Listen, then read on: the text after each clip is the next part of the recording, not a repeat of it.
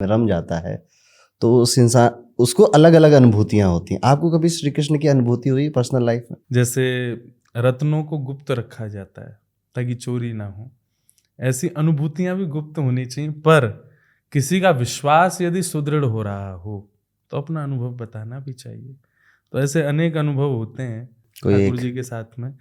अब अनुभवों की तो बात यह है कि जैसे मेरी सेवा में ठाकुर जी हैं छोटे से गिरधर लाल, तो उनका नियम है कि सवेरे मंगला होगी जब उठेंगे ठाकुर जी, तब उनकी जल झारी, मतलब ऐसा कहें वाटर बोतल, जल झारी का पानी बदला जाता है, ठाकुर जी पूरे दिन पिएंगे। फिर मध्य में राजभोग जब होता है जिसको हम लंच कहते हैं, तब ठाकुर जी की जल झारी बदली जाती है। रात्रि में ठाकुर जी जब शयन करने जाते हैं तब एक नई जल झारी रखी जाती है। तो एक बार कहीं बहुत हबड़ दबड़ इतनी ट्रेवलिंग में रहते हैं तो रात्रि का ठाकुर जी का जल झारी का जल बदलना मैं भूल गया, दोपहर का ही रखा था। अब सामान्य दृष्टि से तो उसमें जल भरा हुआ है, लेकिन भाव दृष्टि से ठाकुर जी पी चुके हैं, खाली है वो। ठाकुर जी को प्यास लगी, पी गए। अब रात्रि में ठाकुर जी सोएंगे तो जल होना चाहिए। मैं जल्दीबाजी में भूल गया, मैंने वो जल नहीं बदला। मैं सोने के लिए अपने कक्ष में गया।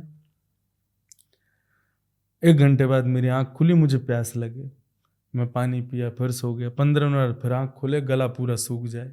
मतलब आप जल पीते हो तो थोड़ी देर तो गले में तरावट रहती है ना, लेकिन वो बिल्कुल ऐसा था कि जैसे मैं 5-6 घंटे बोल लिया हूं और मेरे गले में एक बूंद भी सलाइवा नहीं है।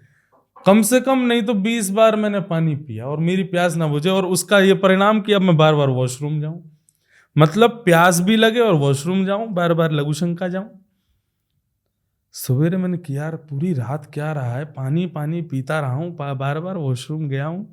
मैंने कहा छोड़ो। अब स्नान ध्यान करके जैसे ही मैं ठाकुर जी की सेवा में गया तभी मुझे याद आया, मैंने अरे रात्रि तो जल मैंने बदला नहीं।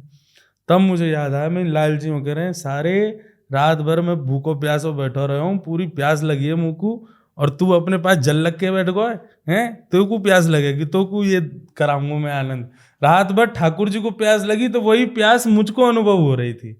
तो ये ऐसी अनुभूति वहां पर अनुभव हुई। बाकी और भी कई अनुभूतियां हैं। एक बार कहीं कथा चल रही थी तो मैं क्या कंटिन्यूअसली 3 महीने से बाहर कथाओं में था, ठाकुर जी भी संग थे। तो मुझे 1-2 दिन से थोड़ी याद आ रही थी, अब घर चले, बहुत दिन हो गए, 3 महीने हो गए, घर कब जाएंगे। तो मुझे तब तो लगा कि मुझे आ रही है, पर वास्तव में पता चला वो ठाकुर जी को याद आ रही थी घर की।